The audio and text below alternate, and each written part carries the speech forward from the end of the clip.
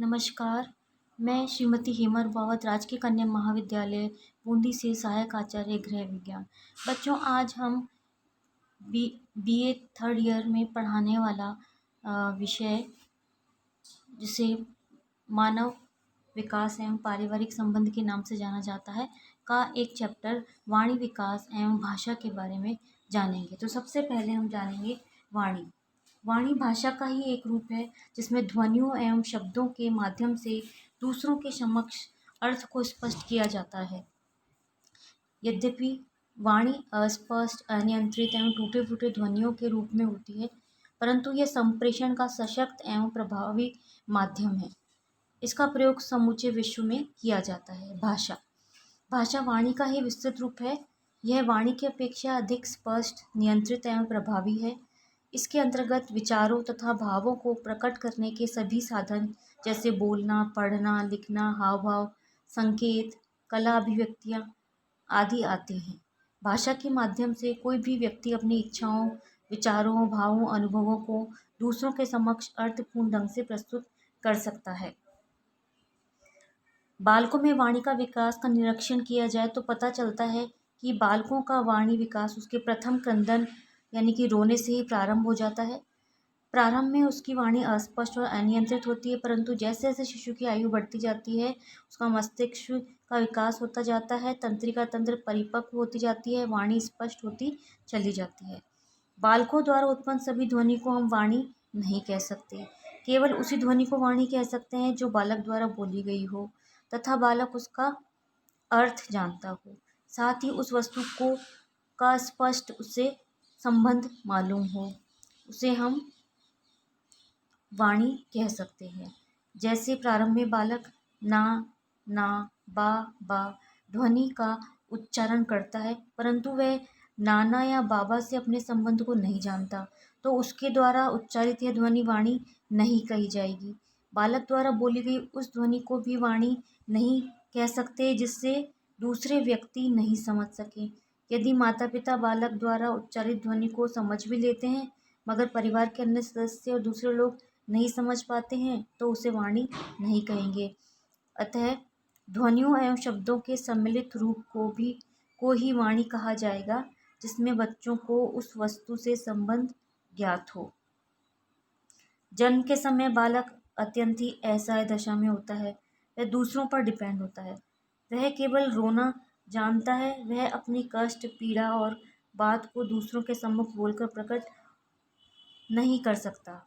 भूख लगने पर, बिस्तर गीला होने पर, पेट दर्द होने पर, अंधकार और प्रकाश से कष्ट होने पर आदि परिस्थितियों में वे सिर्फ रोता ही है।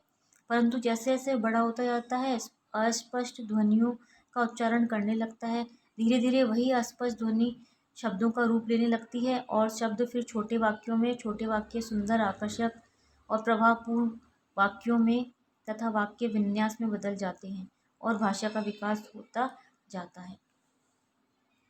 वाणी का महत्व जैसे सामाजिक संबंधों के निर्माण में सहायक है, शैक्षणिक उपलब्धियों में सहायक है, स्वयं मूल्यांकन में लाभप्रद है, नेतृत्व विकास में सहायक है, मानव विकास में सहायक है, सामाजिक समायोजन में सहायक है, सभ्यता एवं संस्कृति के हस्तांतरण में सहायक है, साहित्यिक सृजन में सहायक है, सामाजिक मूल्यांकन में सहायक है और व्यक्तित्व विकास में सहायक है। तो ये तो हमने जाना भाषा का या वाणी का महत्व। अब हम जानेंगे भाषा विकास की अवस्थाएं। बालकों में भाषा विकास अनायास या एकाएक ही नहीं होता, बल्कि यह एक दीर्घकालिक एवं जटिल प्रक्रिया है जो शिशु जन्म के समय प्रथम क्रंदन यानी कि रोने से ही प्रारंभ हो जाती है या कर देता है शिशु, और जीवन पर्यंत तक चलती रहती है। आजीवन व्यक्ति भाषा से संबंधित चीज़ों को सीखता रहता है और अपने व्यक्तित्व का विकास करता रहता है।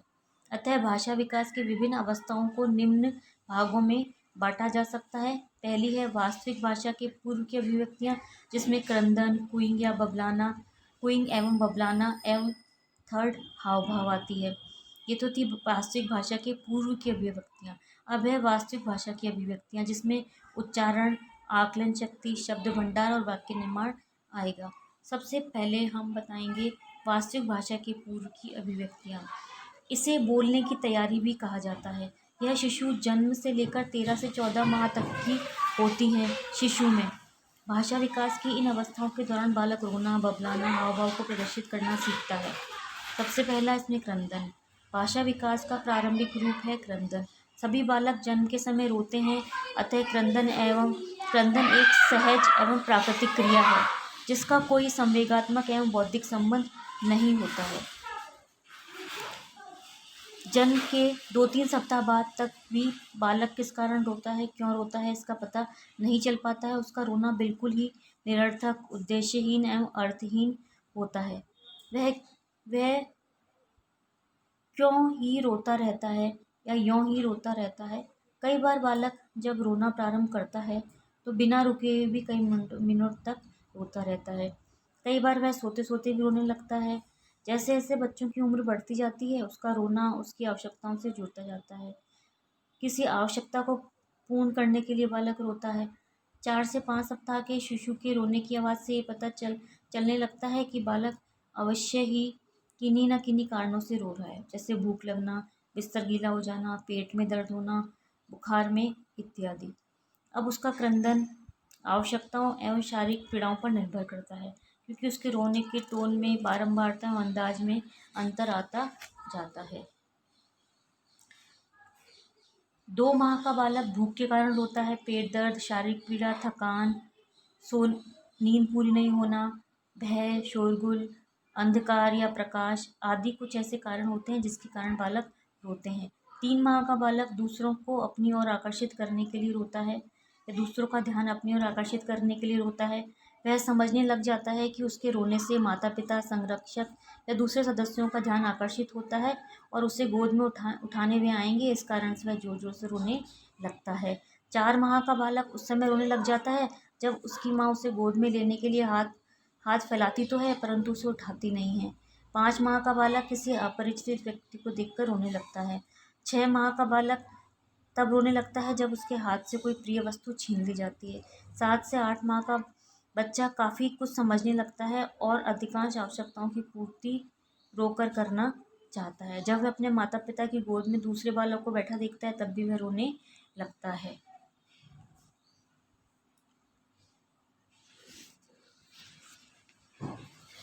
अब है सेकंड अवस्था, क्वीइंग एवं बबलाना। जैसे जैसे बालक की उम्र बढ़ती जाती है वह रोना कम करता जाता है। उसके स्थान पर वह अस्पष्ट ध्वनियाँ निकालने लग जाता है। ये ध्वनियाँ सीखी हुई नहीं होती परंतु स्वतः ही होती हैं।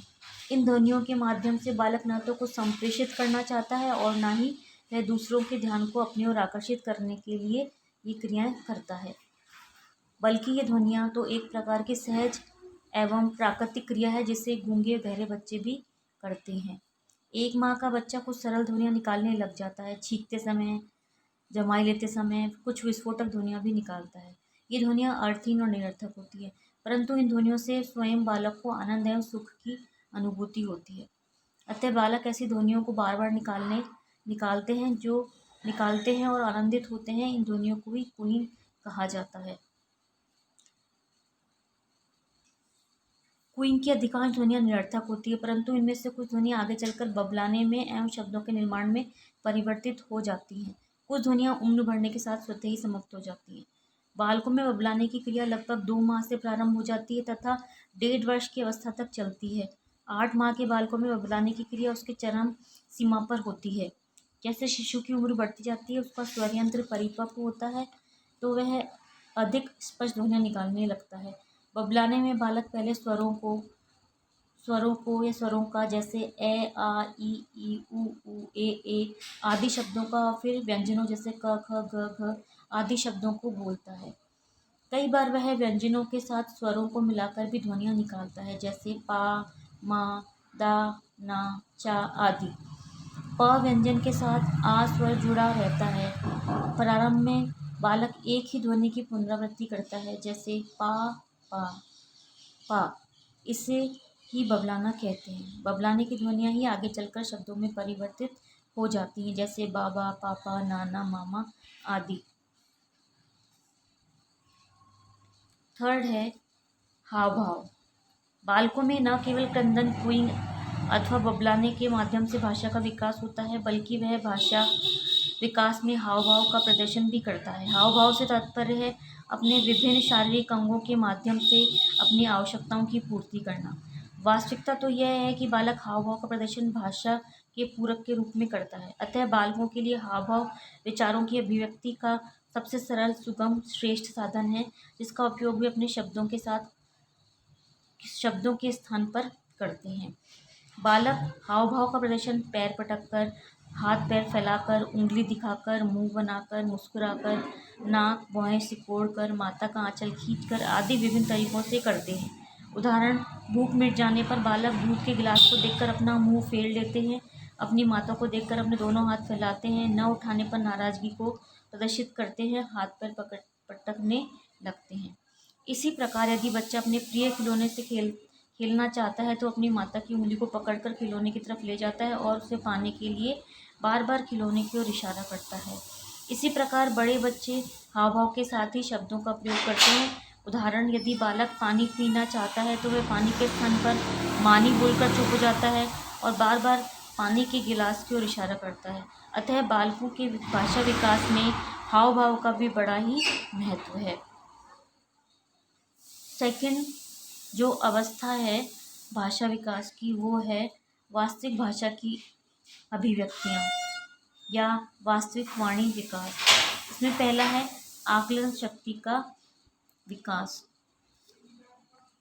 जब बालक दूसरे लोगों की भाव भंगिमा, हाव भाव, मुखाकृति, मुख की आकृति आदि को देखकर समझ जाता है तो वह दूसरों की क्रियाओं एवं हाव भाव का अनुकरण कर लेता है, तो उसे आकलन शक्ति कहते हैं।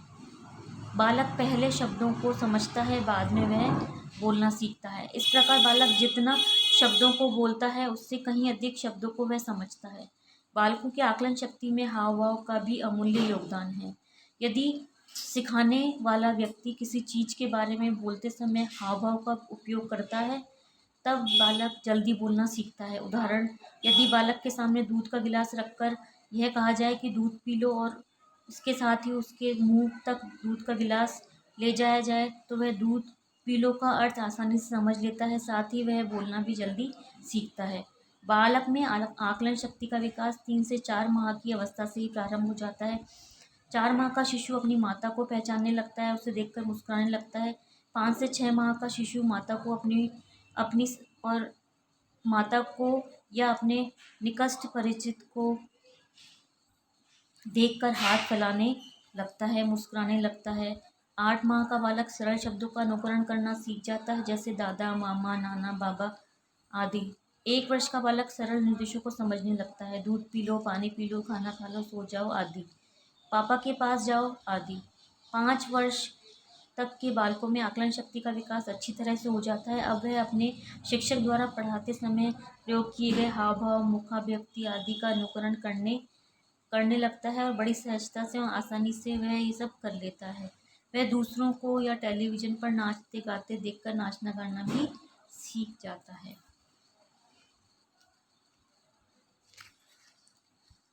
अब है नेक्स्ट पॉइंट, शब्द भंडार।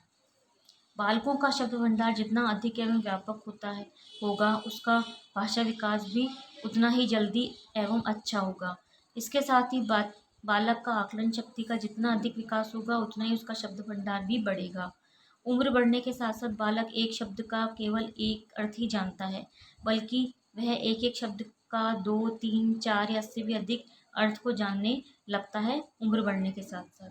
जैसे कर का अर्थ हाथ, टैक्स, काम करो आदि होता है, इसी प्रकार हार का अर्थ माला, गले का हार, पराजय आदि से लगाता है। बालक शुरू में उन शब्दों को सीखता है जो उनकी आवश्यकताओं की पूर्ति के लिए आवश्यक होते हैं। 2 वर्ष का बालक संज्ञा शब्द अधिक बोलता है, जैसे जिसमें अधिकांश शब्द उसके खाने पीने, खिलौने, आवश्यकताओं से संबंधित होते हैं। वह क्रियासूचक शब्दों को बाद में सीखता है, जैसे खाओ, पियो, जाओ, लो, दो, खेलो, सो जाओ, नहा लो आदि। 1.5 से 2 वर्ष का बालक विश्लेषण शब्दों का भी प्रयोग करने लग जाता है, परंतु ये विश्लेषण शब्द उसके खाने पीने, खिलौनों, प्रिय वस्तुओं, व्यक्तियों से संबंधित होते हैं, जैसे अच्छा, बुरा, गंदा, ठंडा, गर्म आदि। 3 वर्ष का बालक स्वर्णाम शब्दों को बोलना सीख जाता है, जैसे मैं, तुम, मेरा, तुम्हारा, यह, वह, उसका, तुझको, मुझको आदि। 5 वर्ष का बालक अनेक शब्दों को समझने और बोलने लग जाता है जो काफ़ी जटिल और कठिन होते हैं। लिपसिट के अनुसार लिपसिट ने बताया कि 18 माह के बालक का शब्द भंडार 10, 2 वर्ष के बालक का 272, 2.5 वर्ष के बालक का 450, 3 वर्ष के बालक का 1000, 3.5 वर्ष के बालक का 1250 शब्द, 4 वर्ष के बालक का 1600, 4.5 वर्ष के बालक का 1900, 5 वर्ष के बालक का 2100 तथा 6 वर्ष के बालक का 2500 शब्द भंडारण हो जाता है। छठी कक्षा में पढ़ने वाला बालक शब्द भंडार 50,000 और हाई स्कूल में पढ़ने वाले बालक का शब्द भंडार लगभग 80,000 शब्दों तक का हो जाता है। बालकों में शब्द भंडार आदि का यदि अध्ययन किया जाए तो प्रमुख रूप से हमारे सामने दो बातें उभर कर आती हैं। वे हैं सामान्य शब्द भंडार और विशिष्ट शब्द भंडार। सामान्य शब्द भंडार में वे शब्द सामान्य शब्द भंडार कहलाते हैं जो या जब सामान्य परिस्थितियों में जिन शब्दों का बालक प्रयोग करता है तो वह सभी शब्द सामान्य शब्द भंडार कहलाते हैं। ये शब्द मुख्यतः संज्ञा, सर्वनाम, क्रिया, विशेषण से संबंधित होते हैं, जैसे मामा, पापा, चाचा, नाना, लाओ, खाओ, जाओ, मैं, मेरा, तुम्हारा, तुमको, मुझको, अच्छा, बुरा, गंदा आदि। विशिष्ट शब्द भंडार नमूद संबंधित शब्दों में होते हैं, समय शब्द संबंधित शब्दों में होते हैं, संख्या संबंधी शब्द, धन से संबंधित शब्द, शिष्टाचार से संबंधित शब्द, अशिष्ट शब्द भंडार, हल्के सौगंध वाले शब्द भंडार, गुप्त शब्द भंडार आदि। आगे का जो पॉइंट है वो है उच्चारण।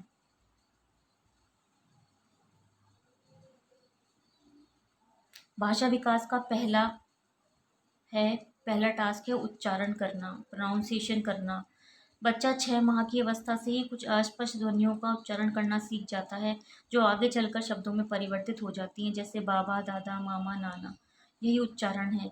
यही उपयुक्त समय है जब बालकों को शुद्ध एवं स्पष्ट उच्चारण करना सिखाना शुरू करना चाहिए। 1 वर्ष का बालक दूसरे द्वारा बोले गए शब्दों का उच्चारण अनुकरण द्वारा कर लेता है, परंतु अनुकरण की प्रक्रिया अत्यंत ही मंद गति से होती है।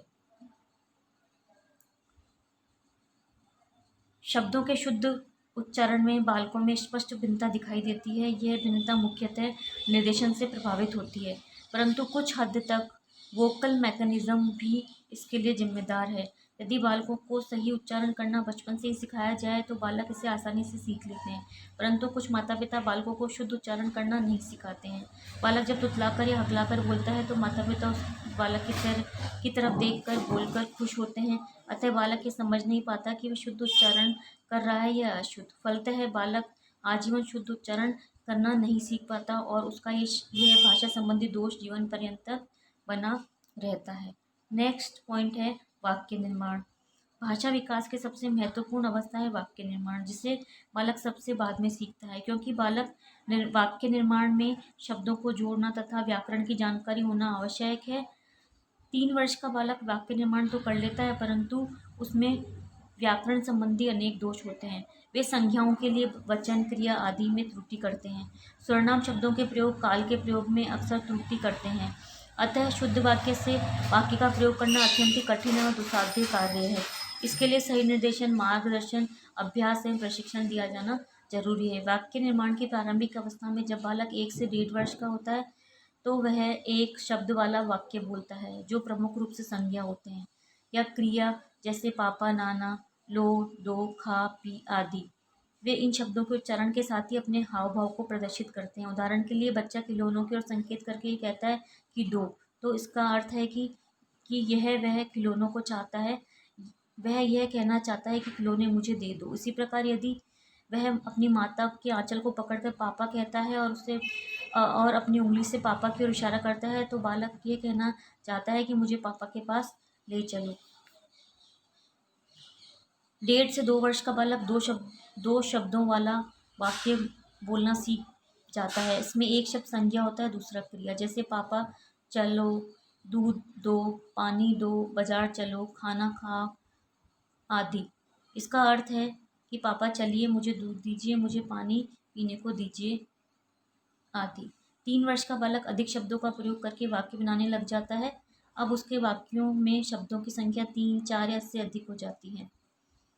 3 वर्ष का बालक 3 शब्दों का, 4 वर्ष का बालक 4 शब्दों का वाक्य बना लेता है और बोलना सीख जाता है। 5 से 6 वर्ष का बालक 5 से 10 शब्दों वाला वाक्य बना लेता है। अब उसके वाक्य अधिक बड़े, मिश्रित एवं संयुक्त होने लग जाते हैं।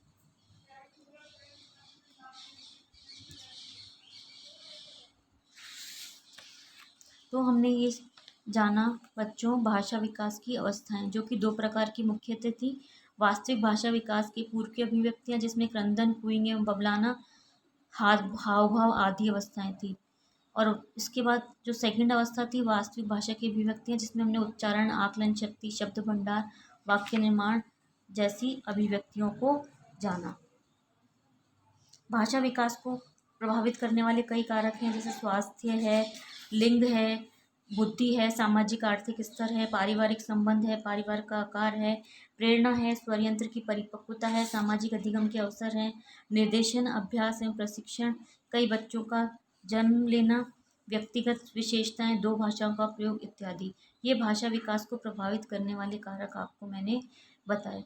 बच्चों, कुछ वाणी विकार हैं जिनके बारे में हम अगली कक्षा में पढ़ेंगे। बाल्यावस्था के कुछ सामान्य वाणी विकार और बालकों की वाणी दोषों में सुधार के सुझाव, ये हम अगली कक्षा में पढ़ेंगे। धन्यवाद।